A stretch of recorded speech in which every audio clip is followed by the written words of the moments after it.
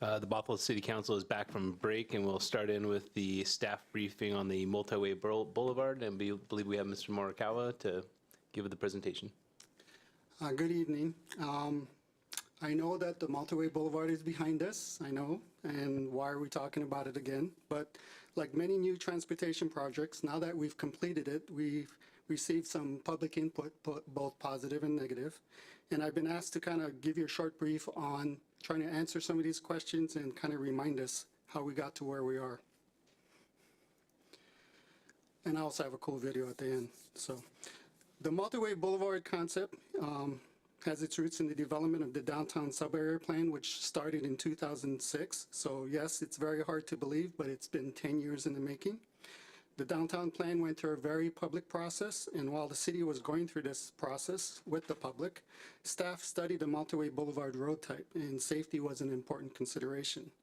We had consultants who were knowledgeable on the road type, specifically Friedman, Tung, and Sasaki. They came up with the idea and provided expert guidance. We looked at other multi-way boulevards in the U.S. and noted that the multi-way boulevard configuration did not appear to be any less safe than a traditional arterial configuration. And importantly, staff actually visited 2 multi-way boulevard examples in California to see them in action. And I can't tell you how important that is to just visually see what's going on there. So the Multiway Boulevard is listed as a city action in an adopted downtown plan, and the key goals for the project were as follows. This is actually from our original planning way back when, about 10 years ago, and it was recognized that State Route 527 at the time would have to continue to bisect downtown, would have a lot of traffic, and would have to continue to be a primary arterial. We recognized we had to connect the new west side with all the new development to the east side, and so we've got crossing points at 522, Main Street, 183rd, 185th, and Reeder Way. And we wanted to eliminate the barrier effect of the existing roadway.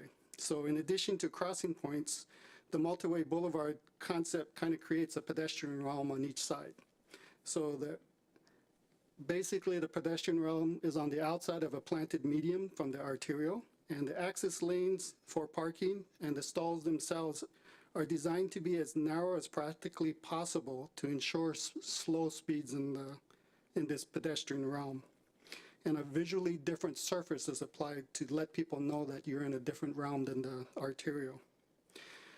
We have received both positive and negative input on this. We know drivers will have to go slow through these lanes, and they will have to park extra carefully when they're parking, especially if they have larger vehicles. But this was kind of the trade-off in creating a slower and safer pedestrian zone. We don't want cars moving quickly through this access lane. Some of the input we've received have to do with signal timing, essentially concerns about congestion and delay. Improvement in this will likely come in phases. We had the most complaints during construction when we were down to 1 lane northbound, and now that we're done with full use of both lanes, it will still take several months until we get the timing because of the signals, because it's an iterative process. A couple years from now, we will get adaptive signals on this stretch of roadway as well as State Route 522 because we have a federal grant. And the reason it's taken a couple years is because we partnered with several agencies, and there's a timing effect where the first phase is happening further north and this will be the second phase.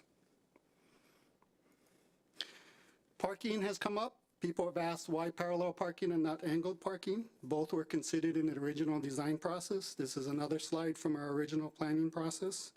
There are pluses and minuses for both parallel and angled parking. Parallel was selected. For angled parking, head-in angled parking is easier to get into. Back-in angled parking is probably harder to enter but easier to exit. Angled parking in general, you would get less spaces, parking spaces per block, and it requires more right-of-way. Interestingly enough as well, most vehicles don't take up the entire length of our angled parking stall. So what happens is your access lane appears wider because the car is shorter, and so you need 12-foot minimum for the access lane, and you'd have to add some more feet because most cars would be shorter than that. So there'd be this feeling that you have a lot more room and the vehicle speeds could go up, and we did not want that. Head-in parking would likely have more conflict with bikes. Back-in angled parking, probably less. So parallel parking is a little more efficient with land use. You can get more parking spaces per block. It does have an opportunity of creating a narrow access lane to discourage speeding. And again, drivers may not like this, but that's kind of the balancing act we're doing. Probably less conflict with bike travel than head-in angled parking, but probably more conflict than with back-in angled parking. And, you know, the maneuver, let's face it, it's difficult, more difficult for many drivers than angled parking is. We're just not as used to it. In terms of parallel parking, the other opportunity that it provided us, let's see if I can get the arrow here. So one of the key concerns was getting by the Anderson building, and we just didn't have enough space here to put a double row of parallel parking, so that's why we have single row of parking north of 185th. The Anderson building, keeping it was a high priority, and this is how we could squeeze the roadway through there. North of 185th, and actually one stall maybe by the ranch driving here, we may temporarily lose some parking stalls because we have to maintain existing driveways and alleys. So it is tight, so we may have to erase some parking lines to get them out and in. But as redevelopment occurs, we will get rid of the driveways and the alleys, and those parking spaces will come back. We've heard from bicyclists, and bicyclists would like to have seen probably the 5-foot bike lane that's typical on arterials. The decision was to mark the access lanes for them. Providing 5-foot bike lanes in the roadway would have required more land and would have widened the arterial visually, and that would have kind of been counter to what we're trying to do to slow traffic down in our downtown. We do recognize they will have to watch for pedestrians and car doors. The pavers are flat, they're not cobblestones, and we are monitoring a section of the pavers in front of McMinimans that kind of has some wave to it. So we're monitoring that, and we may have to go back and fix that area. This actually, by the way, is an aerial photo that was taken a few weeks ago. So we've heard from those who are unhappy with left turns, not being able to take a left turn southbound into 183rd. So essentially it comes down to the fact that we have very short blocks, and you can't put a left turn in each direction on any one block. So we had to prioritize. So if you go from we had to provide a left turn here onto 522. In fact, it's a double lane. We had to provide one for Main Street. 185th is a major east-west corridor. That's our plan in our downtown plan. It's one of the streets along with Main Street that goes all the way to Beardsley and the campus. And in the future, we'll have transit. And in fact, right now, community transit takes a left turn here. So we needed a left turn there as well. You will notice going northbound, there are no left turns, only at 185th. There's none at Main. There's none at 183rd. There's no room for one here, and even if there was room for one here, we thought it would be too close to 522. We didn't want to chance it backing up and then affecting 522. Because we have Main Street here, there's no opportunity at 183rd, so really this is the only left turn into the west side. Because we needed that, and there's no room for two in both directions, we had to make a choice, and 183rd didn't get that left turn, southbound turn lane. So the Multiway Boulevard is a little bit different, but it's not a new roadway type. There are working examples in both the United States and Europe. The situation is a little bit similar to when roundabouts first appeared in the country. There continue to be how-to videos of roundabouts on the WashDOT website. And Barbara Ramey and Tim Smith actually put together a how-to for the Multiway, and they recently updated it with some actual footage. So I'll close with basically showing that. And I'd like to say that, you know, we will continue to monitor this street just like we would any other road. And if there's any changes or tweaks that we need to make, the staff, we will do that. So let me see if I can get that video up. Let's see. It's this one. The City of Bothell has created a new type of roadway along Bothell Way Northeast between State Route 522 and Reeder Way called the Multiway Boulevard. The Multiway Boulevard uses medians to separate through traffic from local access traffic lanes. The access lanes provide on-street parking for business customers as well as wide sidewalks and bicycle routes. Learn how to travel this new type of roadway safely. Most important, take it slow and watch for other vehicles and pedestrians. The access lanes are one way, northbound on the east side and southbound on the west side. Always enter access lanes in the correct direction of travel. Never turn the wrong way into an access lane. There are several ways to enter an access lane. Take a slight right turn into the beginning of access lanes. Take a right-hand turn followed by an immediate left-hand turn. Remember to yield to cross traffic just as you would before taking any left turn.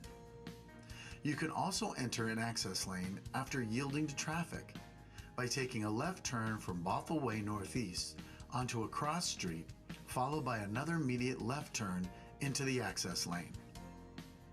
You can also enter access lanes via right turns from cross streets. Make sure you look out and yield for pedestrians. If you are on a cross street, you need to be in the through lane to get across the boulevard and then turn left into an access lane. Only use left turn lanes to turn onto Bothell Way. Otherwise, you will risk crashing with other cars turning left onto the main arterial lanes of the boulevard. Always park within marked stalls. Be mindful of posted parking limit times and preferred parking stalls.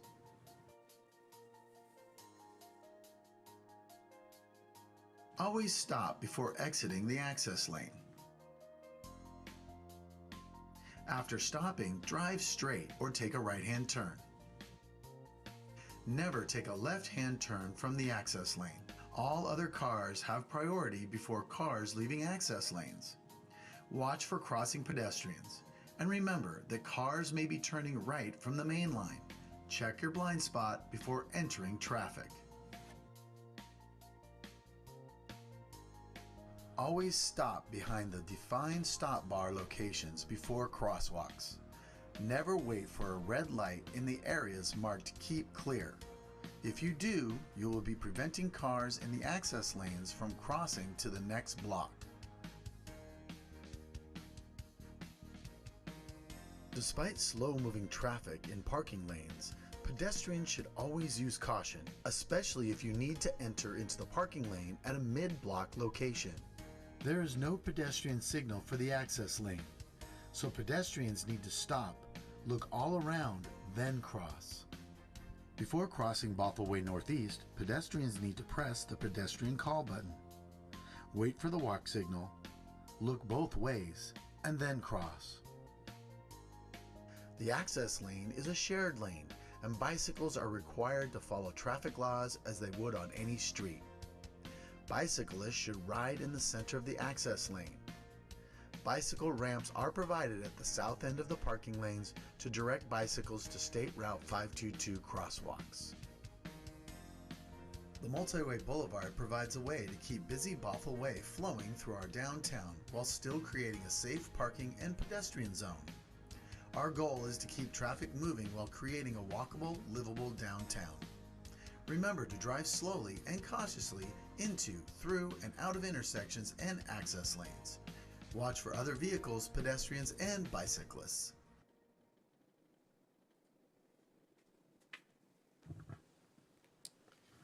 That's it. Thank you. Great, thank you. Is there any questions? Oh, there we go, Councilmember Spivey. Steve, could you bring up the overhead photo from a couple weeks ago, most recent one you have? Perfect. So you're talking about left turns, all the way up there at Reader Way. Right here. Yeah, at that signal, if you're on Reader Way, you can't make a left-hand turn. You can't make a left-hand turn on, what is that, 186th, the next block down on the east side of the road. And so boy, you're stuck if you need to go south from Cafe Ladro and you're in the access lane, or you turn left out of their parking lot and to the light at McMiniman's. Okay. Is there any way that if you're at the light that you could turn left from there? Because it doesn't allow you to. It says it's basically straight or a right-hand turn. And it just seems like it's very convoluted to get back to some place where you can turn left. It's not just a simple go around the block. I'll look into that because I thought the intent was to allow a left turn out of Reader. So I will look into Yeah, that. I believe it's signed, and Councilmember Freed, correct me if I'm wrong, I think you were there. It says right turn only there. Okay, we'll look into that. Okay, thank you. Councilmember Freed. Great, and just in front of Cafe Ladro, as you're driving north, you have to take a right, you can't take a left, and there's no place to go straight. Is there a way to put a lane straight across the street in front of the Worthington Insurance Building that then could let you merge, kind of like at the southwest corner of this picture? You have that access lane that allows you to merge in? Again, we can look at that as well. So when we went through this with our traffic department, there was some concern about allowing all full movements that a full movement multi-way would allow, and that is one of them. Because as you So- get to the end of that road, it's kind of like the end of the boulevard. You can't go straight, you can't go north, you can't go Right. left. Right. So you have to go right into a place that you maybe don't want to be. Right. So we Okay. will look at that. The nice thing about this is stopping left turns or allowing left turns is typically a sign or some pavement marking, which we can fix. The geometry is all there to allow full movements. It's just something we have to get comfortable with. The other thing I will say is, even before we consider this, our blocks are very short. So we have to get people used to, you can make right turns and go around. And I know people don't like to, that takes another minute and a half or so. But again, that's one of the benefits of our downtown. So I hope when people ask about it, we really play up our grid system because it is very important and it is a very strong part of our downtown. I love this. It's so exciting to see on paper so long ago. And Steve, thank you so much for the planning that you've done. It was fun to be at the Bothell Woodinville game, park down by City Hall in the access lane there and walk. And there's, like we envision, hundreds of people, thousands of people walking around downtown, and it's only going to get better. So I'm perfecting my parallel parking using the left-hand side, and I think I'm getting better. Cool. Awesome. Thank you for your leadership. Thank you. Any other comments? Deputy Mayor? I experienced the same thing when I was on my way to a certain food truck that's really fabulous down there. I have kind of a picky question. It looks like the old already in place multi-way and the new are different colors. Is that just an aging thing? On the pavers, Yeah, the pavers look like they're different colors. they should be the exact same pavers, but my assumption is it's been out in the sun a while. It's probably faded a little, so we're hoping it's going to catch up. The other thing you're probably going to notice are the trees are a little shorter by a Well, couple that years. I assumed the answer, but I just So- wasn't sure because the darker is actually on the existing. I suspect give it another 6 months to a year, and you probably won't tell much of a difference. But Well, I guess you'll only see from an airplane anyway, so thanks. Any other comments on this side? Nothing. Okay. The city manager asked to move up the park mitigation discussion because she's not feeling well. So I hope that's okay with everybody. And so we'll take that item on next. Councilmember Spivey, you requested the item. Yes, thank you. Yeah, I think we need to have this discussion because we have a portion of our city that is very lacking in parks and as well as other amenities in infrastructure. But the Snohomish County part of our city is very, very lacking in parks. And as we have development that occurs up there and park mitigation that monies that are a result of that, I just strongly feel that we need to keep those Snohomish County park mitigation dollars in that portion of the city. We have a group that's come to us to purchase the Shelton View Forest and other forest areas up in there. those monies could be used for that. They could be used for neighborhood parks. There's so much that they could be used for in Snohomish County. And I'm concerned that if it just goes into the big pot of mitigation, park mitigation money, that it won't get up there. It'll get used someplace else. As nice and as beautiful as downtown redevelopment is, and how Bothell Landing Park is going to be, and you know, we're looking at the purchase of Wayne Golf Course. It could be really tempting to use that money for any of those projects down there, and I think it's very, very important that we remember that we have a Snohomish County part of the city, and that we do our due diligence and the right thing by keeping that park mitigation money up there to supply them with the parks that they rightfully deserve. So did you have something you'd like to have? You just wanted to. Well, right now we're going for discussion, and if we want to go further, or I can move forward with something. It's, you know, is the ball in my court? Just want to talk about it. Well, just want to talk about it because, yeah, okay. I just was curious if you had an idea. I mean, I appreciate what you're saying. I totally agree with you. I didn't know. The ball's still in my court then? Yeah. Okay, then I would move that all park mitigation monies that are generated in Snohomish County stay in Snohomish County. Second. So, City Attorney, can you weigh in on this? We talked about this earlier. Anytime an item is added to council without any sort of direction to staff, we're going to be lacking in preparation. This was added as an agenda item to the council, and he's free to make the motion. It's been seconded. I just can't offer any advice as to what that would entail and what the limits would be. So I can't really provide direction on the wisdom of making the motion at this time. And I'd like to hear from the finance director. I believe that she has some concerns about this, and we'd like to share those with you. The recommendation for the debt service associated with the potential Wayne Golf Course purchase had park impact fees allocated towards that debt service. So what happened was the suggestion, the staff recommendation was to keep cash on hand for purchases of park land and park acquisition within the north end of town. So this would, the motion here would change that,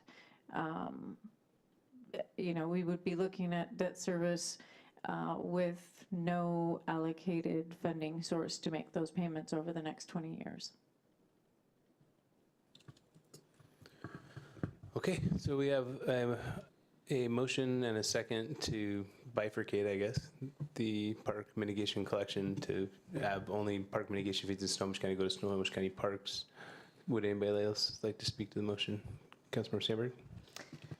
I'm going to vote no on the motion, but if the motion fails, I would like to make a follow-up motion that we look at this, because we need to know, it would be important to know how much impact fees and mitigation fees we've collected historically, what we anticipate to be future projections in those areas, because I think it is important to note that with the purchase of Wayne Golf Course, which I talked about the last time when we moved in that direction, is that we are essentially directing all of our revenue towards that purchase and precluding any action on the $45 million of unfunded park projects throughout the city. And I agree that Snohomish County has been historically underserved, and I think we should address that.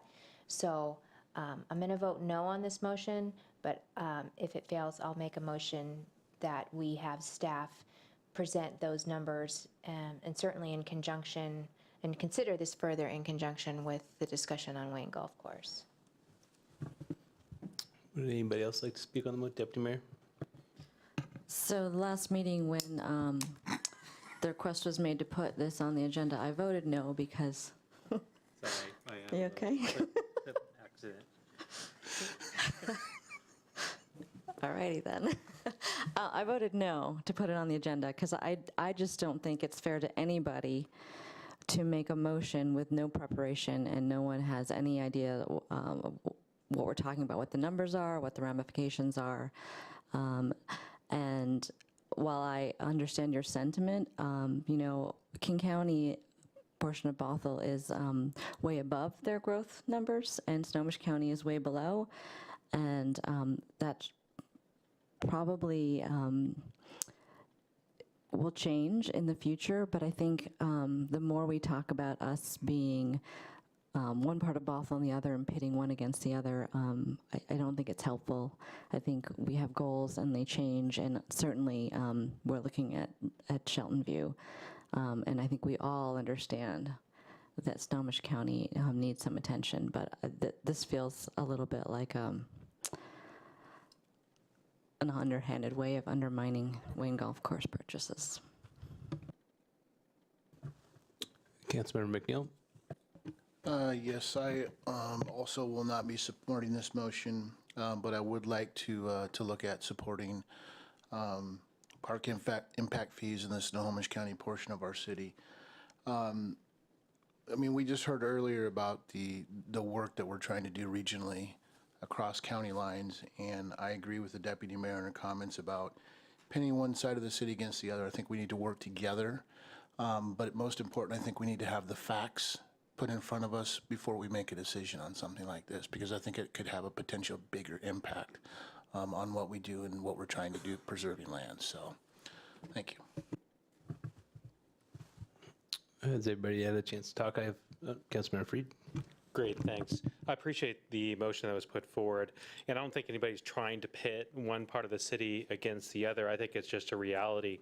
We do have 7 council members up here, all from King County, yet I believe that we all, with our full heart, want to represent the entire city. But there is a reality that there's not one person from Snohomish County that sits on this council. And as we've all driven north in Snohomish County, we notice that there is a lack of investment in parks. And I think we all would hopefully recognize that we need to invest in that. Like Councilmember Sandberg said, I think there's a $45 million unfunded plan with the PROSAP that we need to focus on. And so one thing that happened many years ago with an annexation that we considered in the northern part of the city is Snohomish County took $8 million of traffic mitigation fees and spent those elsewhere. I think we all recognize the traffic impacts that we as a city experience from the 39th Avenue traffic that comes south from all those new homes, and the annexation did not occur, and one of the biggest part of that conversation was the traffic mitigation fees were taken elsewhere and spent within the county. I think Snohomish County would argue, hey, we're all one Snohomish County. Yet the reality is park mitigation fees, traffic mitigation fees should be spent in the area roughly of where they are gathered. And so I think it's a fair division to say Snohomish County park mitigation fees should be in that area and King County park mitigation fees should be in that area. So tonight, I'll certainly be supporting the motion that was put forward and hope that those who've already said that they would vote no might reconsider their position on it. I think Wayne Golf Course certainly is important part of the conversation, and there's a lot of financial implications to that purchase that I think the council needs to consider, even with 25 people that came tonight that expressed some concerns of wanting to see at least some active use continue there on that piece of property. So thank you all. Councilmember Agnew? I'll be supporting the motion. I don't think the motion is going to pass, but I'll be supporting the motion. I think historically, monies from Snohomish County have come down into King County, and I think disproportionately so. I hope that we can do something for Snohomish County and their parks in the future.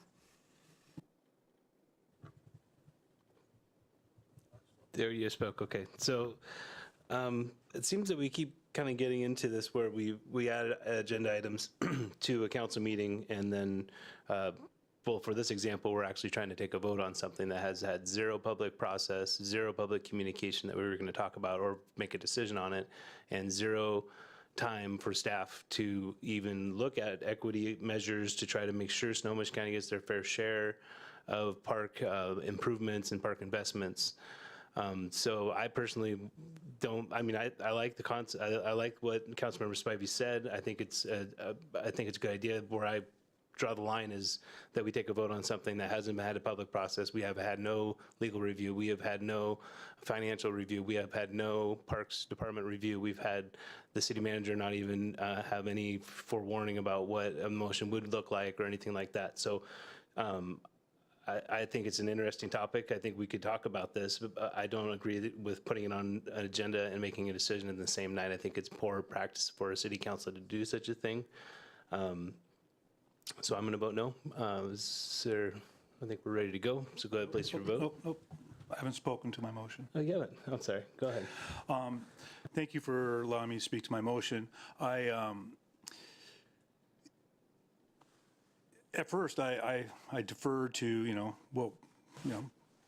to the mayor to, did we want to continue having discussion? And so I took the opportunity to make this motion.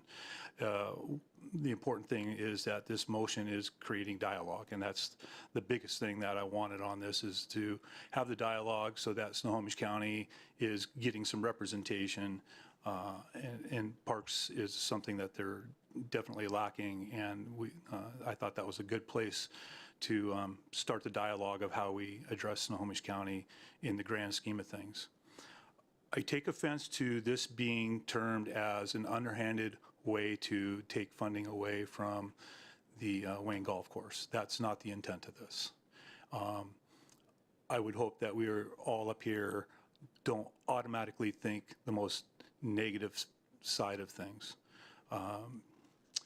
As far as things coming to the council without the full council knowledge, it has happened before, and on some very important items in the city. And so I'm a little offended that I get a little bit, spoken to because of that. So I will support it. I think it's important to have the dialogue about Snohomish County. And if we create the dialogue through this, even though it fails, then I think it's a successful no vote. So I'll be supporting it. Okay, everybody has had a chance to speak. Go ahead, place your vote. Does everybody know what the vote is? Okay.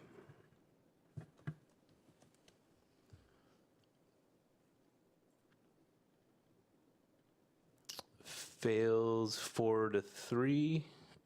I don't really know where to go from here. Can I make a motion then? Everybody can make a motion on the city council.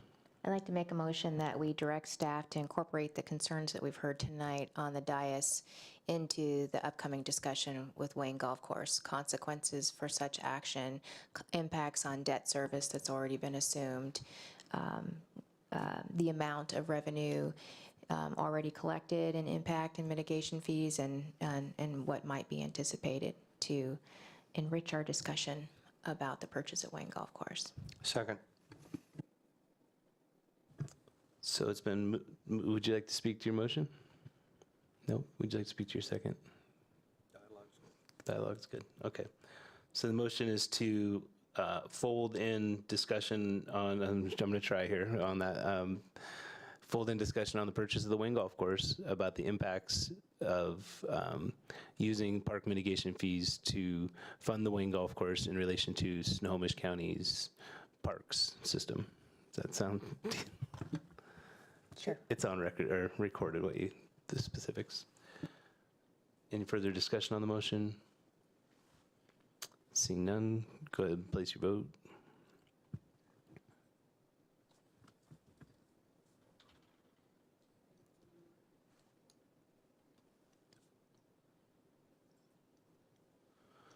That passes unanimously.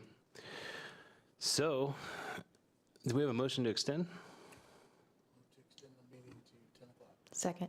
Councilmember McNeil moves and Councilmember Sandberg seconds to move to extend the meeting until 10 o'clock. Go ahead, place your vote. Passes unanimously. All right, now we are on the consent agenda. So one item has been pulled, and we're not going to hear it tonight because we did not receive the vouchers, and that's AB 17-139. Is there a motion to move the remainder of the consent agenda? So moved. Moved by Councilmember Agnew, second by Councilmember McNeil. Any discussion on the motion? Seeing none, go ahead, place your vote.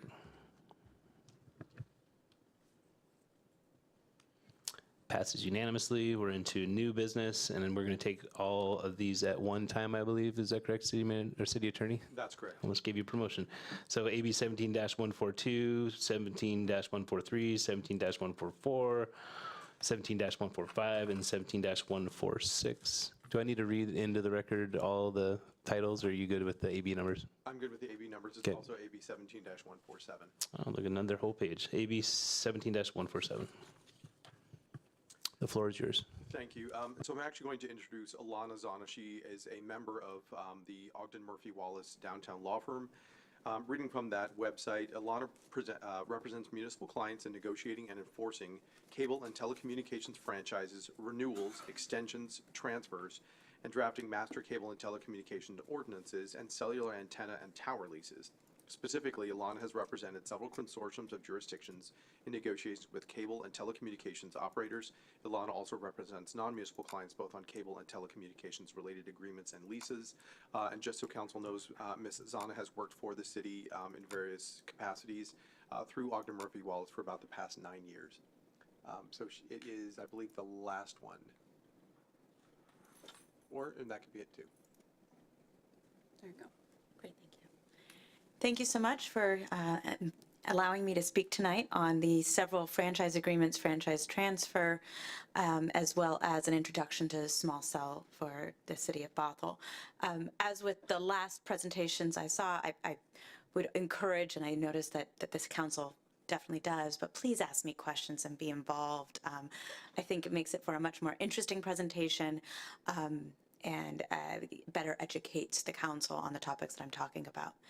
Due to the time, though, and recognition that it is 9 o'clock, I will move fairly quickly through the slides unless you ask me to slow down so that I respect your time tonight.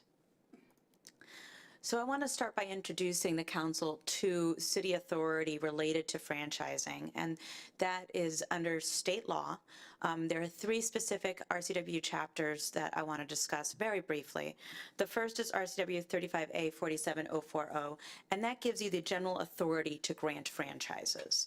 So the concept being is that the city is the steward of the right-of-way, and in order for a utility, be it a telecom utility or PSE, who's doing an electrical franchise, you might see me back in several months, or a gas franchise or SNOPED, you, as the steward of the right-of-way, get to control who has access to the right-of-way, and you do so through the franchise agreements. The second RCW, RCW 3521-860, puts a restriction on franchise fees. So many of you may be familiar with the fact that cable communications franchisees such as Comcast or Frontier provide a revenue source to the city of 5% of 5% of their gross revenues go to the city as franchise fees. Unfortunately for the city, in the state of Washington, you may not charge such franchise fees on telecommunications services. So the franchises we're going to discuss today, you do not receive a franchise fee payment of 5% for their usage of the right-of-way.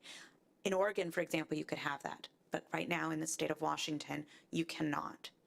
And RCW 3521-860, that's the big rule, and then there are certain exceptions to the rule, and we're going to talk about some of those exceptions later in this presentation. But the general idea of, hey, why can't we get our 5% out of this? I apologize, but the state legislature has already prevented that. RCW 3599 is the chapter controlling the telecommunication use of the right-of-way. It attempts to balance interests of the city versus interests of the telecommunications operators in the usage of the city's right-of-way. It was revised in, I believe, 2001.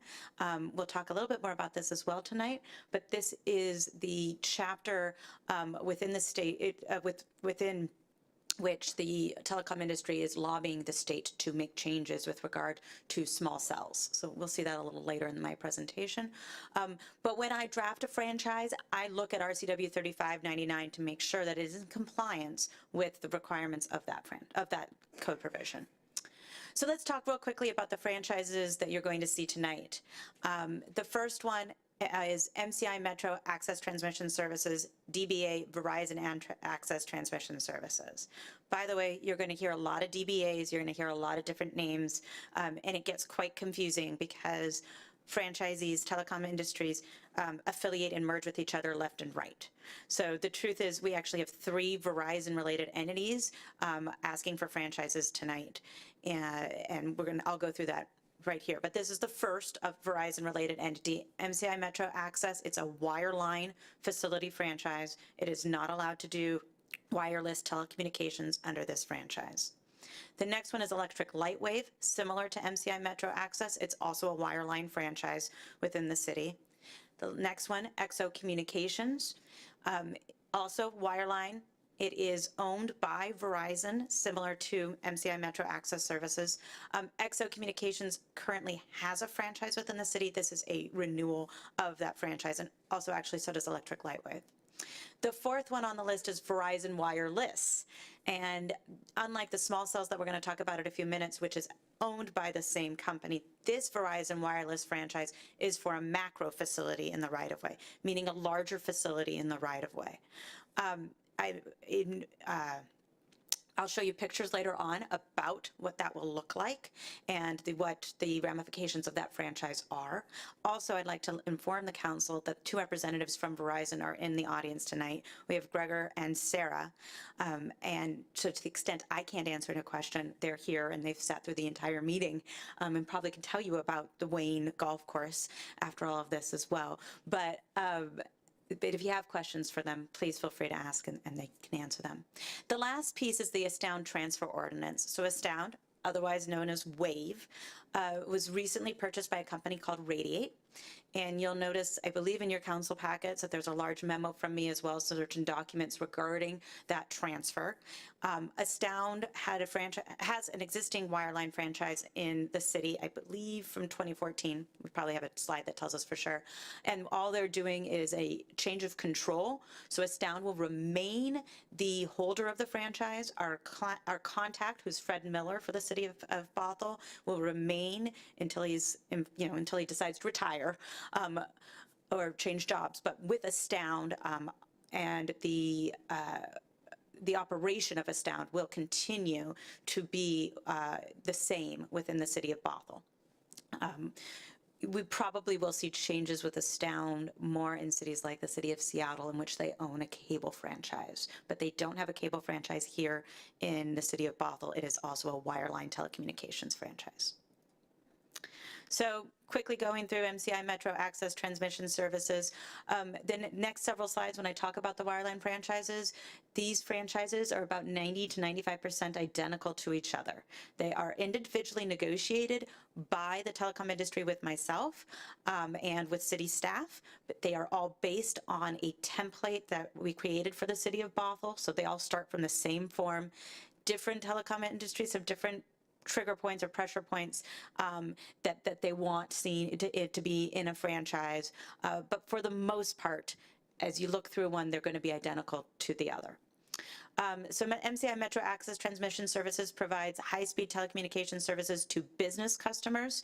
One of their business customers is expected to be Verizon Wireless and other wireless telecommunications, in which they will provide the fiber to those cell sites.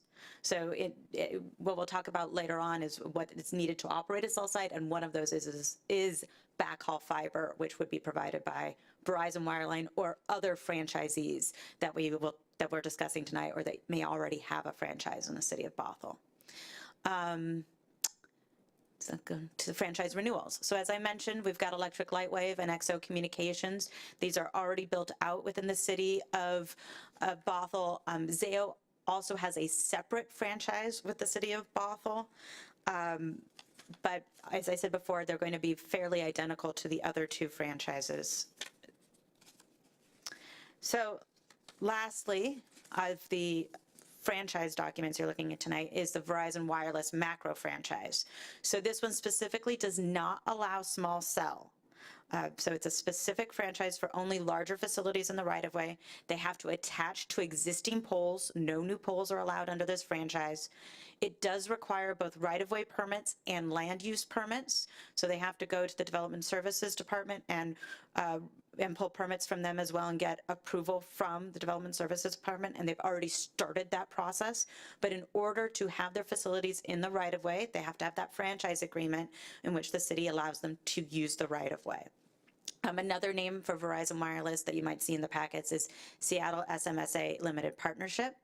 And the proposed first site on the PSC is a PSC pole at 88th and 180th. Oops. So, Paul, I do believe this might be the other deck. Sorry. I wanted to show you a picture of what this would look like. So Verizon sent me pictures this afternoon at the proposal of what the facility would look like. Sure.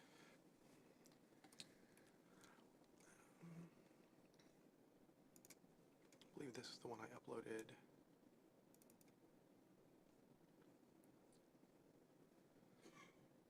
Let me try that again, sorry. If not, it's okay. We can just go.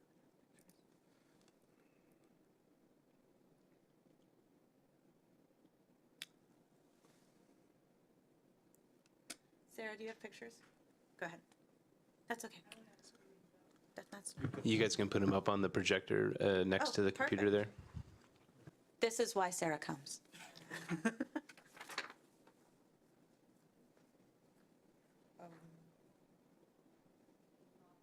That would require me knowing how to use the projector. I believe it's, is it Madam Clerk that, yeah. Okay, why don't we switch to the Astound transfer ordinance? We'll come back to the We'll come macro back. franchise. Yep.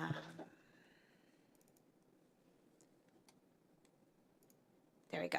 So the Astound transfer ordinance, it's an indirect change of control to Radiate. It's, as I mentioned, Radiate owns several other cable companies and telecommunications companies, and its integration with those other cable services and telecommunications services that Radiate owns. So Astound's going to be rolled up into this larger company. I'm going like this because, as you see in the packet, there is a tree showing how everything kind of rolls up to Radiate. It does require that Astound comply with all of the terms of the franchise, and Radiate signs an acknowledgement that none of the terms change and that they're acknowledging the existence of the franchise and that they will abide by the terms of the franchise. There's no change in the insurance provision, no change in the indemnification provision, and actually no change in any other franchise provision. But the franchise itself requires that Astound request permission from the city to have this indirect change of control.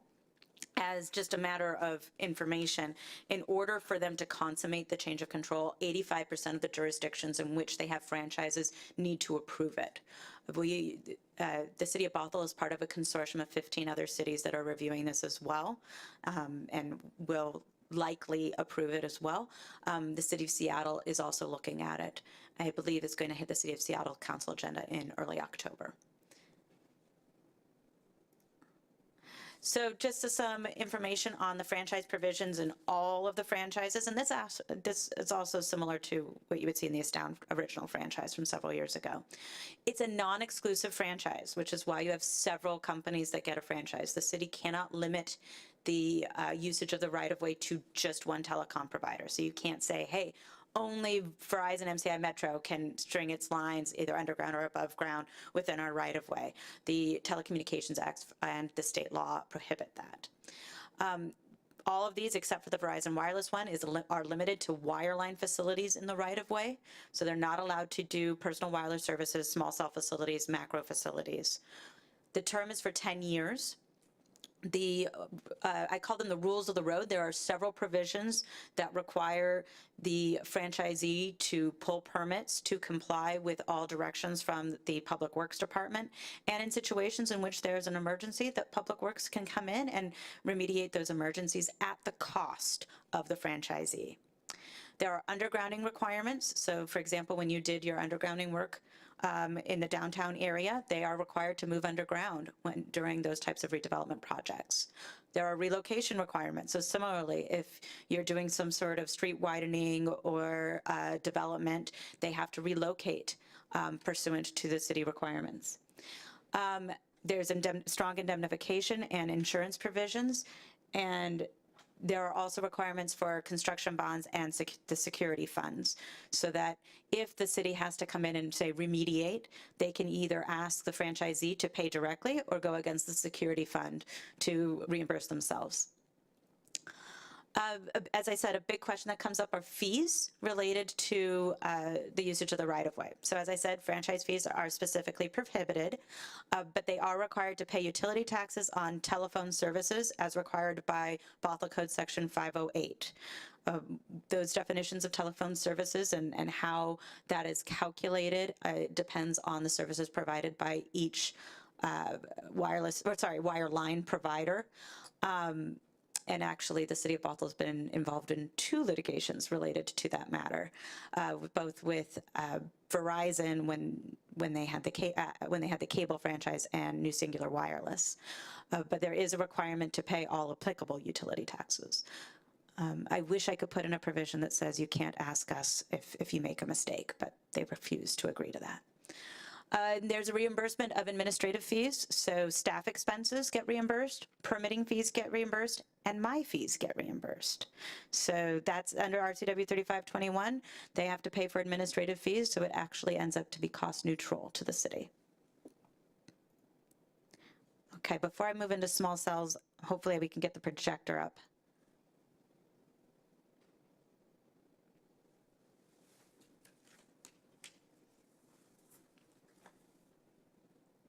Okay. So what I want to draw your attention to is that this is at the corner of 88th and Northeast 180th. You'll see on the left-hand side the current utility pole. It's a PSE transmission pole, I believe. And then you'll see on the right-hand side the antennas at the very top of the pole. And not on this picture, but on the next one.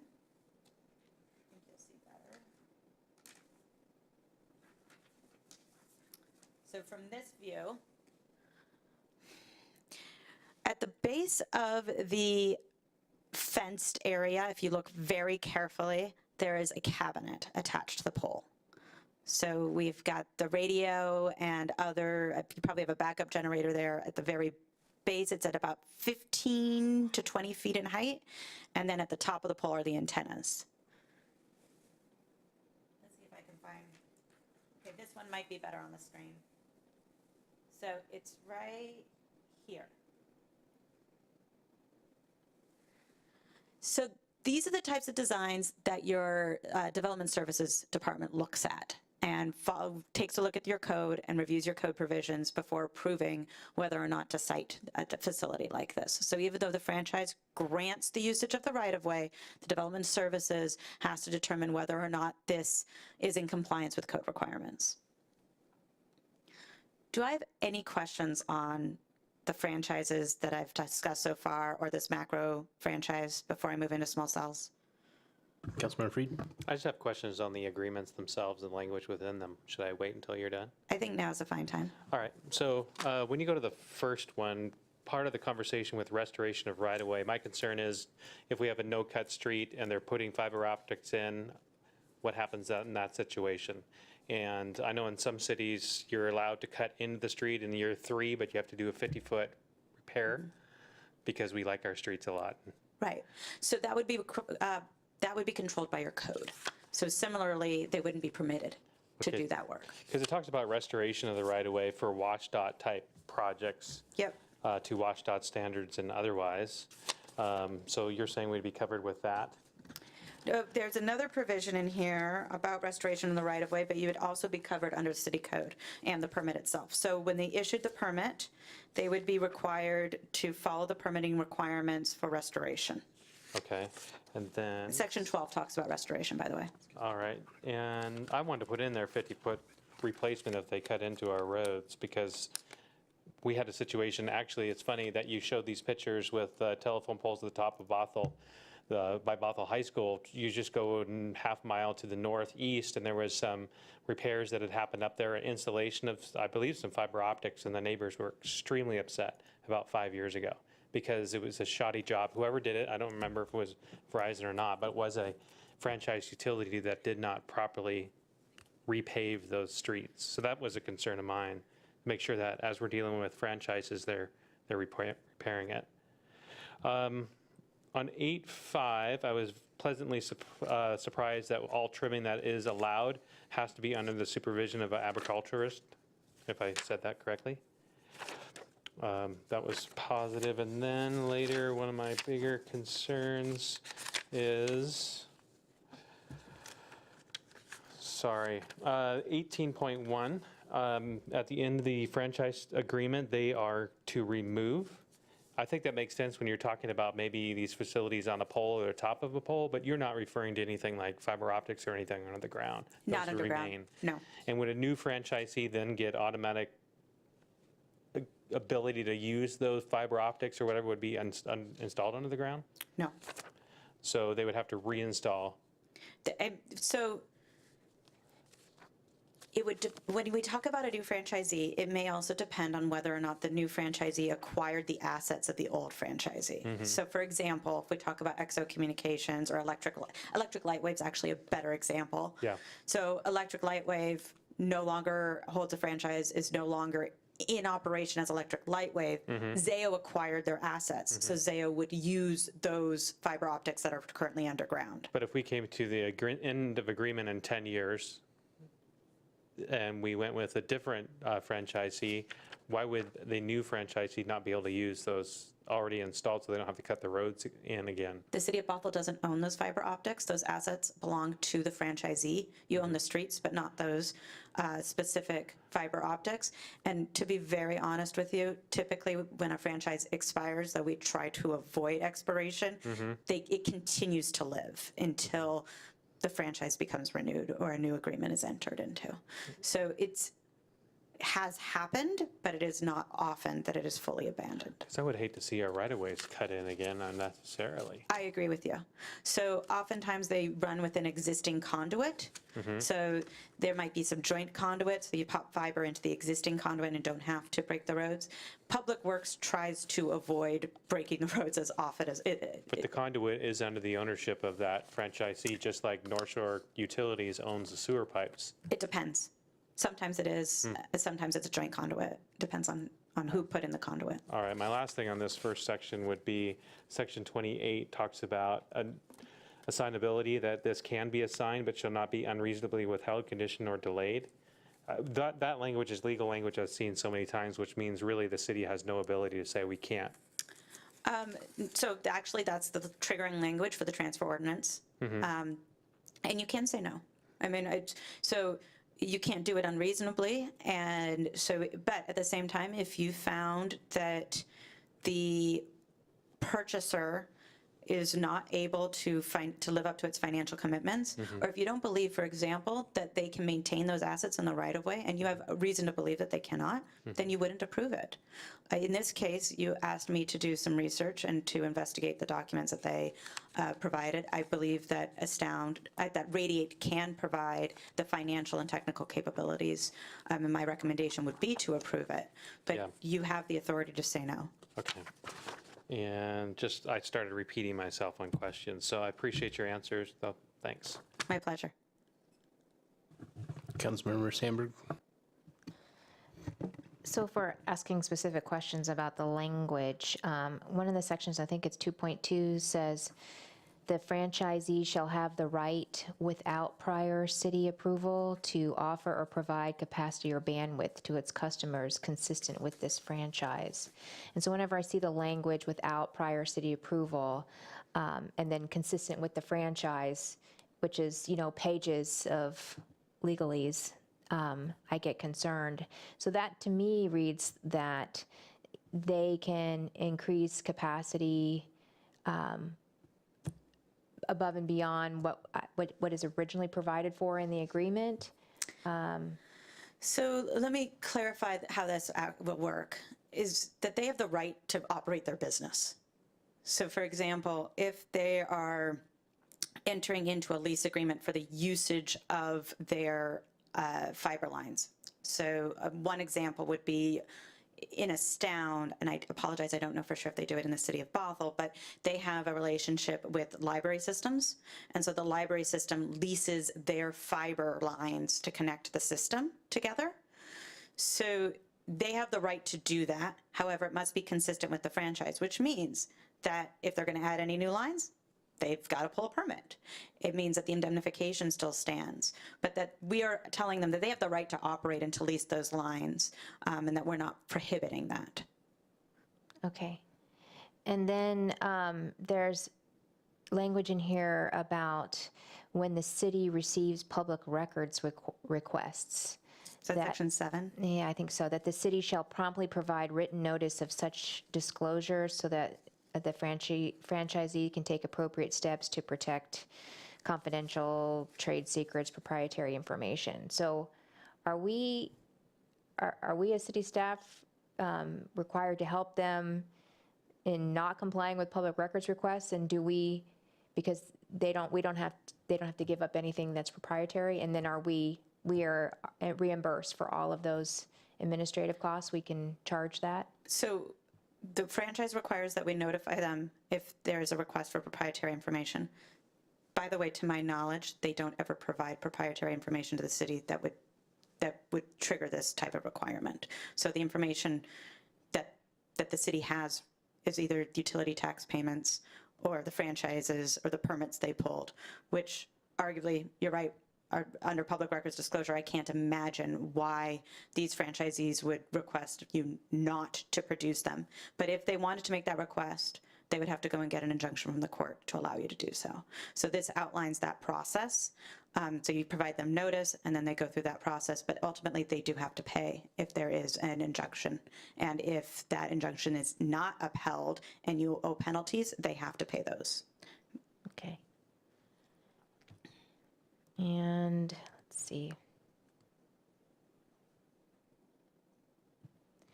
And there's language in here that says the franchisee shall complete relocation of its facilities at least 10 days prior to commencement of a city's project at no charge or expense to the city, except as otherwise provided by law. And what is that exception? And have we ever encountered that where we've paid for moving a franchise facility? And have any of these franchisees ever invoked this alternatives relocation clause? So MCIMETRO is a new franchise. So no, because they don't have any facilities in the right-of-way. With regard to electric, Lightwave, and EXO Communications, I can't say whether or not it's ever been invoked by them over the history of their franchises. But talking more generally about that provision, when you ask us otherwise required by law, that goes into RCW 3599, and there are provisions in there in which the city would have to pay for a relocation. Specifically, it happens more often with cable companies and telephone companies and electric companies than telecom, but it can occur. And I can defer to Public Works to see if it has happened before here, to their knowledge. I can't speak to whether or not it has happened. Okay. Yeah, at this point, we don't have that information. It takes some research, but we could provide that to you at a later date. Well, it's just always trying to get at, are any expenses that we incur as a result of allowing these franchisees in our city, are all of those costs covered by the franchisee, I guess is what I'm interested in. And then also protecting the integrity of our right-of-way and reducing the impact to our residents and our businesses when that right-of-way is torn up to do whatever work is requested in these agreements. There may be occasion where the city has to pay for a relocation pursuant to state law. I attempt as much as possible to limit those amounts and to avoid it. Okay, thank you.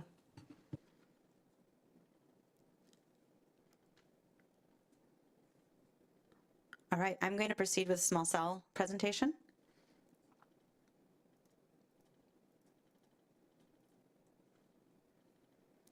So I'm going to start with this diagram from AT&T about a small cell, and it shows you the differences in heights of a small cell. So you see the person to the left, small cell attached to an existing light standard at about the 30-foot marker, and a macro cell, which is typically at the 60 to 120-foot marker. So you can see that there's drastic differences in the height of what we're talking about. AT&T states in a recent FCC filing that between 2016 and 2021, the number of mobile connected devices in the U.S. will increase from 481 million to 1 billion. And they're stating that it's things like the Internet of Things, Netflix, people working from home, people using Amazon to shop, wearables, healthcare devices, autonomous driving cars, and believe it or not, that is talked about a lot. And the idea that people are sick of buffering. Verizon has a great picture of this really ugly man, I'm sorry to say, Verizon, complaining about buffering in their roadshow presentation. I have shielded you from that picture. But the idea of the small cells is that they need better speed and capacity in order to accommodate the things I just mentioned, and in order to accommodate this growth in usage of wireless devices within a city. How many small cells? So neighboring cities are looking at 20 cell nodes per what I'm going to call a residential area. So Verizon uses the term polygon. And Verizon has actually come in and met with the city here to discuss what that would look like. The other telecoms at this point have not, but I expect that they will be coming within the next several months. And so you could imagine, if you look at that middle facility, 20 of them within some residential area or your downtown core or a neighborhood. And it's anywhere between typically 10 to 30. However, unlike Verizon, other telecom providers may only request 2 or may only request 5. It depends on their individual network deployment. AT&T, for example, is estimating that they're going to deploy 1,000 small cell antennas in the Bay Area. So let's talk about what does a small cell look like and what does it look like actually as opposed to in a drawing like the one I just showed. So this is a small cell in the Green Lake area, and it's a Verizon small cell. And I'm going to walk you down the small cell. So at the top is the antenna. We saw that antenna on the other Verizon pictures for the macro facilities. These are significantly smaller antennas than on a macro facility. Then you have fiber and coax conduit and power conduit. So that's on the left side of the pole. So you see those two, excuse me, the two brown conduit that's about 5 inches off of the pole. So the reason, by the way, why it has to be 5 inches off the pole is those pole climbers you see this little picture of. So I've asked, hey, why don't you just staple it to the pole? And under the National Electric Safety Code, they can't do that. So they have to have this exterior conduit on a wooden utility pole. As you go down, you'll see that new fiber service. So that fiber service is what is potentially one of the other wireline franchises or existing wireline franchises that you've approved. And so one of those would provide fiber service to the facility. In this particular picture, it's new fiber service. It may be that a pole doesn't need new fiber service. It may be that it does, but this picture shows that it has it. As you go down, there's radios and fiber termination box. And in PSE poles right now, those are in a concealed shroud. So that's the box you see, and right underneath is the power disconnect. Power disconnect's also important for that pole climber or anybody else accessing the pole. They need to turn off the power in order to make modifications to the pole.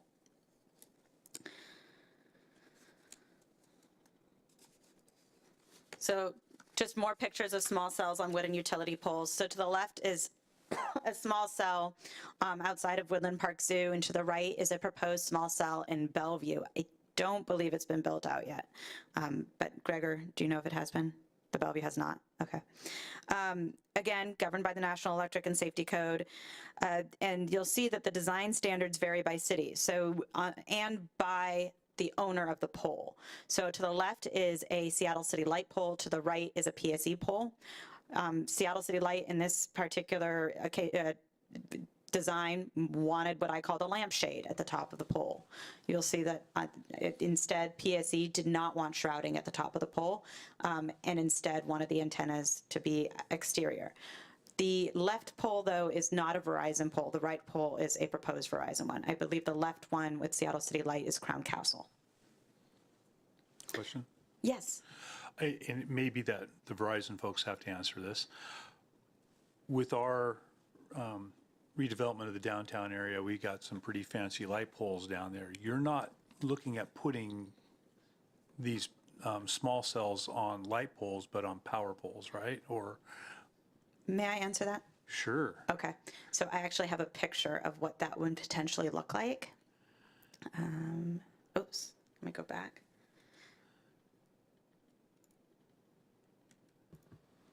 And if you guys do have comments, would you go up to the microphone when you give them, You please? can just hit backspace, it goes a little faster. Oh, next time I'll do that. So if you look to the right side, I tried to pull a picture of something similar to your existing decorative poles. Okay. But to answer on behalf of Gregor, but generally instead of in the whole industry as opposed to just Verizon, they are looking to put on light standards as well. So right now, the encouragement is that's generally happening is go onto some PSE poles or Seattle City light poles. But some cities, and this is something that the city council should consider, do actually want instead the small cells to go on existing light standards or new light standards, because you can put the fiber and the power internal to the pole. So if you see on these poles, everything's underground or internal to the pole. You don't see above ground wires. And again, I tried to create I tried to pull a picture of somewhat similar to your light poles in the downtown area. Okay. Did I answer that question? I can let Verizon speak otherwise. I think that not the best look, but it's a whole lot better than what was on the previous slide, so thank you. And also, just so we all know, it's, the light poles in downtown are not owned by the city, they're PSE poles.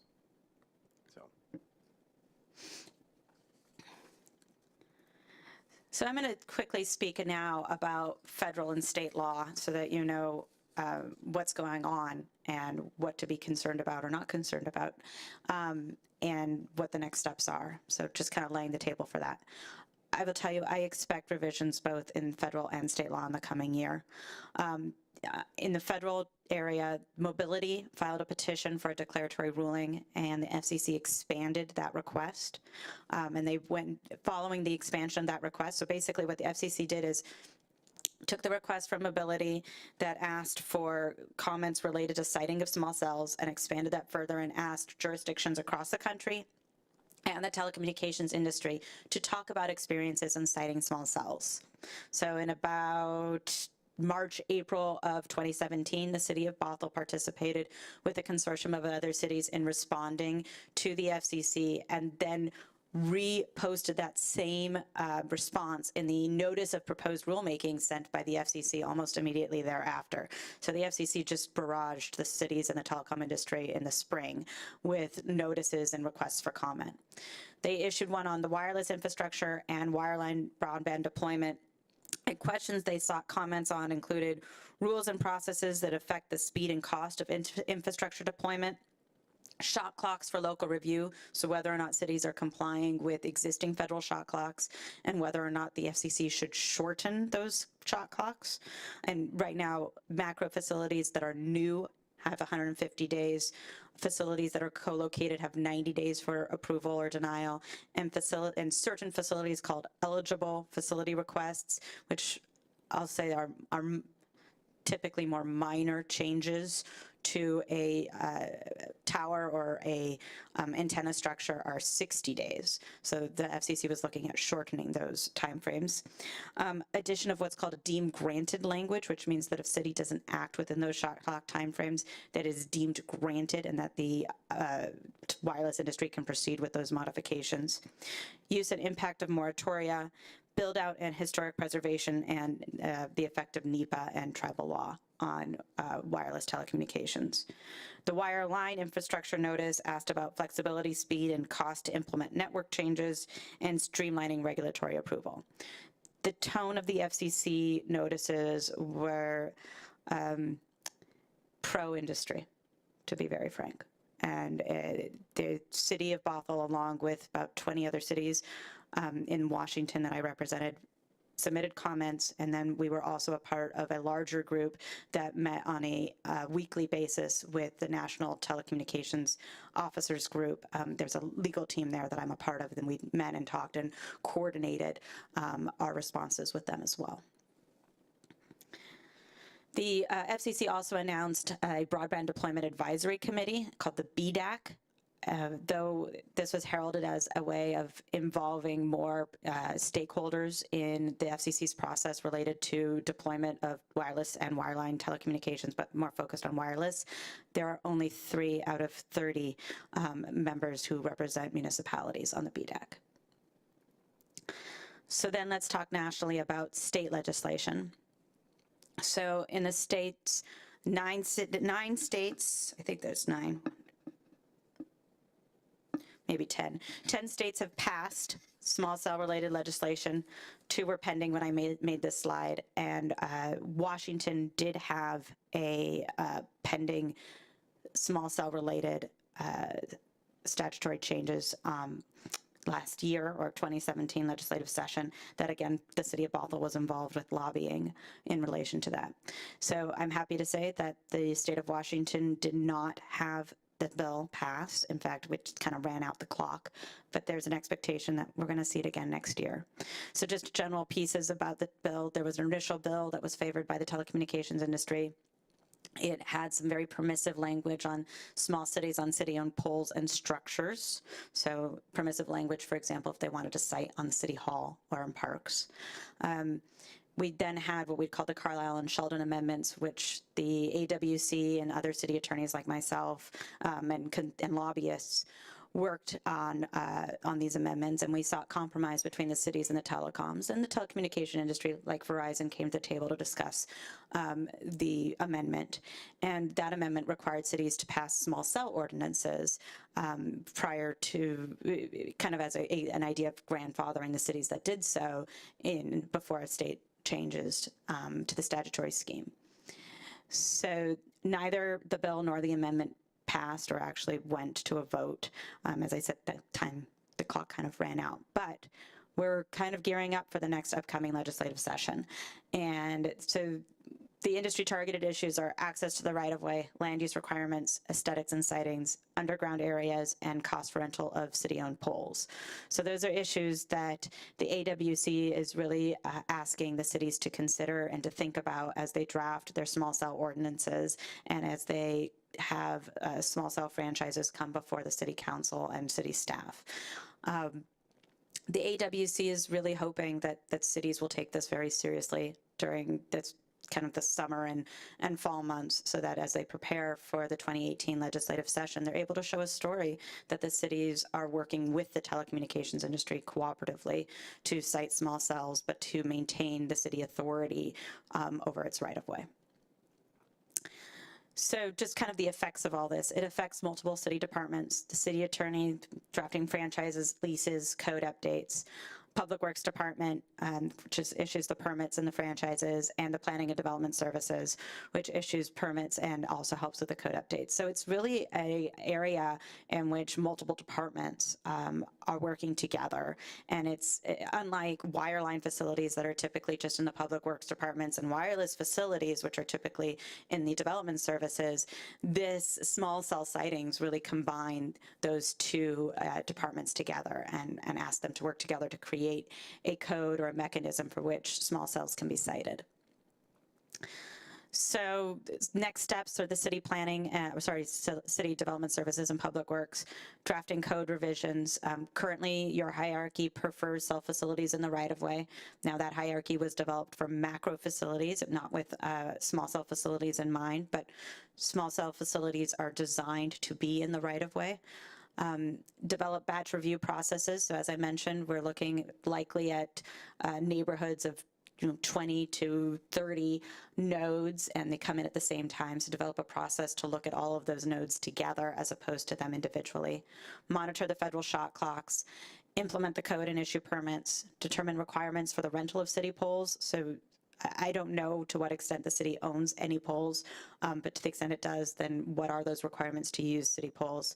And long-term and short-term planning. So integrated with the comp plan, creating design districts and undergrounding, and helping and working with the wireless industry and developing what you want the pole designs to look like. Because as you mentioned earlier, you spend a lot of time and money redeveloping your downtown.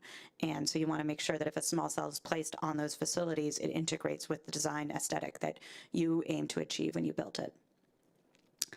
So what's happened so far? Bothell is a member of the consortium of 20-plus cities working at looking at code revisions, using a model franchise, and speaking with other cities who are going through the same process. Multiple departments have been engaged with this. We did have a spring meeting with Verizon Wireless. Actually, Sarah and Gregor, I think, were both there to talk with the city about what they're looking at in the coming months for Bothell. The model franchise that's used for the consortium is actually very similar to the Bothell template franchise that you're looking at tonight with regard to the wireline franchises. They're just specific provisions related to small cell in that model franchise, but some of the other provisions are fairly identical. And then the main big thing that we'll be looking at this fall is what type of code amendments will the city be considering with regard to small cells? Will those rest in Chapter 1211 or will it rest in a Public Works related chapter? So with that, I tried to go through this fairly fast, but if you have other questions, please let me know. And before I start, though, I really do want to place a plug about communicating with the state legislature. The city of Bothell did a good job last year of doing so. Paul went down to help with the lobbying effort, but to the extent you have opinions on this issue, it is important, and the AWC really encourages that the city council speak out about it. Thank you. Great, thank you. If I could ask a question, so the Erickson bill that you mentioned, was that the one that was sponsored by Senator Palumbo of Bothell, or is that on the House side? That was on the Senator Erickson. I don't remember Palumbo being on it, but he or she may have been. Okay. I apologize. So we don't need to take any action tonight. It was just an introductory. Correct. So for the small cell, that was a presentation about things that are coming. I've used the expression winter is coming because many franchise facilities are, or many small cell utilities or companies are going this direction, as Alana indicated. Regarding the franchise agreements, there is a law that forbids council from taking action the first time the matter is introduced, which is why they're all set for the consent agenda on October 3rd. So if you have any specific questions, as some council members did, hopefully they've been answered. And then when they come back before council on October 3rd, that would be the time you would actually then approve each of the franchises. So it'll be on consent the next time we see it. So Correct. If you have questions lingering, now's a good time. Please. Okay. Councilmember Sandberg. So thank you for not sugarcoating the appearance of those small cells, because the first slide you showed was horrible, and then the next slide with the modifications of the slimline version were equally unappealing. So if there is a small cell that's mounted on a light pole, does each wireless provider have their own small cell, or do they all operate under that same box? So is there going to potentially be a Verizon one and a T-Mobile one and et cetera? There will potentially be a Verizon one, a T-Mobile one, an AT&T one, and unfortunately their designs often don't match. It will depend on the pole. So, and it'll depend on the size of the canister at the top of, say, a light pole like this one. I would just say, I'm sure council knows this and staff, I mean, this is going to be a huge aesthetic issue. I think winter is coming is a good analogy, because there's going to be a lot of these. I mean, when we hear of 20 in a area, whatever they define the development area, there are going to be a lot of them, because I think this is built out for a 5G network. They need these small cells because they have high frequency signal that can carry more bandwidth, but it can't go as far. So these are like little repeater stations. It's not like a tall tower that, you know, the stations can transmit for miles. These are like, I don't know, Verizon can comment, tens of feet, hundreds of feet. And I'm concerned that, you know, what kind of control are we going to have over the aesthetic appearance of our right-of-way? And I'm concerned to hear that you said Puget Sound Energy owns the light pole. So if Puget Sound Energy says it's okay, then again, I'm worried about the control that we have over that, but I'll yield. Hi, Gregor Gadbaugh with Verizon Wireless. Regarding the distance these travel, it's anywhere from about 500 to 1,000 feet for a small cell. A macro can go about 10 miles, just for comparison. And as far as the number deployed, it all depends on where the gaps are, where the capacity needs are. You know, for one city, it could be 10, and then for another, it could be, you know, up to 10 to 20 or 30, just depends on what we need to do. And we have like a phase 1 and 2 and 3 in our program. Phase 1 would be a rollout with what we need at that time, and we evaluate where we're at, and then down the road, we may need to add more, so it's not like you'll get one big onslaught. It's over like a 3 to 5 year plan. And this is for 4G technology, but it is, as you mentioned, it's the roadmap for 5G. So my name is Sarah Telshaw. I work for Odelia Pacific, and I'm a consultant for Verizon Wireless, and I specialize in doing their land use permitting. And with regards to the light poles, with Verizon, we have been working directly with municipalities, ensuring that the designs, regardless of who owns the poles, is worked closely with the city. So for example, in the city of Kirkland, we currently have submitted for permit to replace light poles along Market Street, which are PSC-owned poles, but it's a major thoroughfare in the city of Kirkland. And we met with Kirkland staff, both planning and public works, to provide some designs, and they were great at providing feedback with regards to those designs, what they wanted to see in their jurisdiction. And so that would be the idea with Bothell as well, is that Verizon's plan is to work closely with both Public Works and the planning staff to ensure that these facilities are designed in such a way that would be aesthetically pleasing to the city of Bothell. And I want to mention, though, that unlike when the city owns the pole, PSC will get a vote. So I will concur with what Sarah said. It's that they have come and approached and have worked cooperatively with the cities with regard to design standards. But there have been occasions, more on the utility pole, where the city wanted antennas placed in a certain place, and PSC said, no, we can't do that, for various reasons. So it is really important to have the pole owner in those discussions, because it is a third party that gets kind of have a vote on what the design would look like. Okay, is there any other questions? Councilmember McNeil? Thank you. Is the long-term goal to get the majority of these services underground at some point? Or are we, because you had a picture there of like the pole that's up on West Hill there with all the above-ground wiring. Is the ultimate goal to get this stuff underground so we don't have, if we have power outages and things like that, that the services still work? I'm kind of unsure how that all kind of works, because we're talking about putting all these things above ground on light poles that potentially have wires on them. What are we looking at for long term on that? So I'm going to speak to the wireline, and I'll let Greg or Sarah talk about the wireless. On the wireline, I do believe the long-term goal would eventually be to get the wirelines underground. With regard to poles such as these, right, you've got the wires attached internally. And actually, a new provision in all of the new wireline franchises that we have is that they can't defeat a wireless design standard. So for example, all of these are wireless design standards. They can't claim, oh, I have a franchise to be in the city and therefore I get to string a wire line to this light pole. They have to go underground for the light poles. But they're all powered underground. Yes. So they require power to actually function, correct? These small cell facilities do, yes, and macro facilities. Okay. And you want to talk about undergrounding your facilities? Sure. You know, our goal is ultimately to, deploy them in the best, most cost-effective and easy way. We like to work with utilities first and then work to light standards later. Depending on the city's plan, if they're going to underground in the future, we'll work with the city and relocate our facilities at that time. So it just depends on what the city's plan is. If they want to underground, we work with you. If we've got deployed sites that are above ground and you're going to go underground in that area, we work with you and move them. And then as far as the powering, they do require power. We have chosen in the state of Washington, as far as Verizon Wireless is concerned, to not provide a battery backup, which would include additional pedestal. And the reason for this is to reduce the amount of space that we have in the right-of-way. If the power were to go out, the small cell facilities would discontinue to work, but the macros would still work.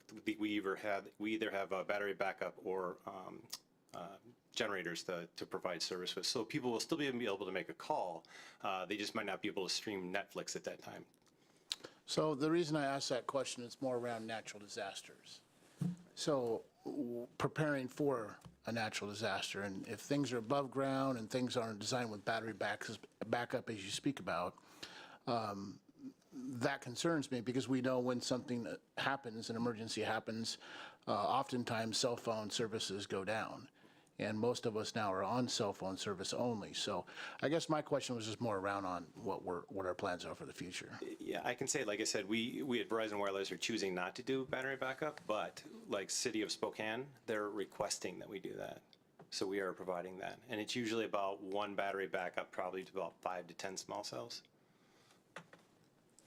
I want to speak also to your question on undergrounding. The antennas currently cannot be undergrounded. So in order to function, the technology doesn't allow them to be undergrounded. Okay. Did you have another comment, Sarah?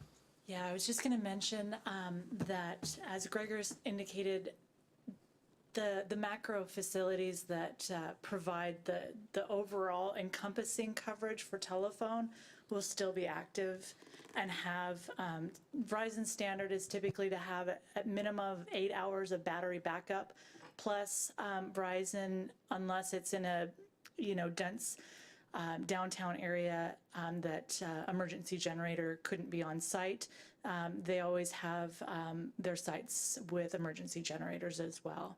So. Councilmember Spivey? Yeah, I just wanted to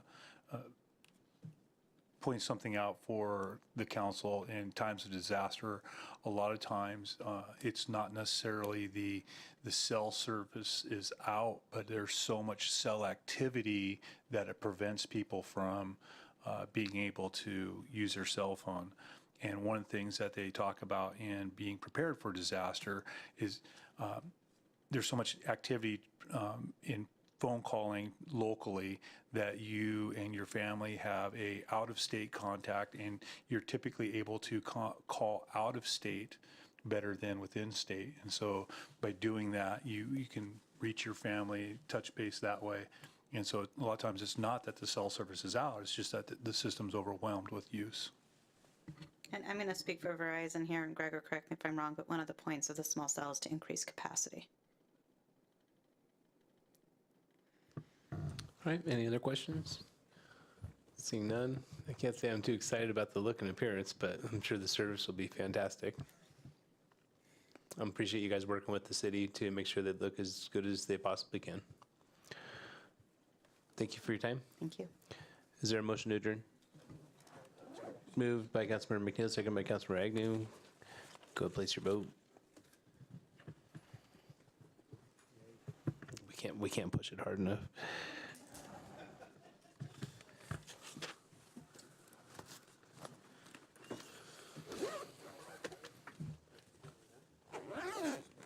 Are we good? There it goes. Passes unanimously. We're adjourned.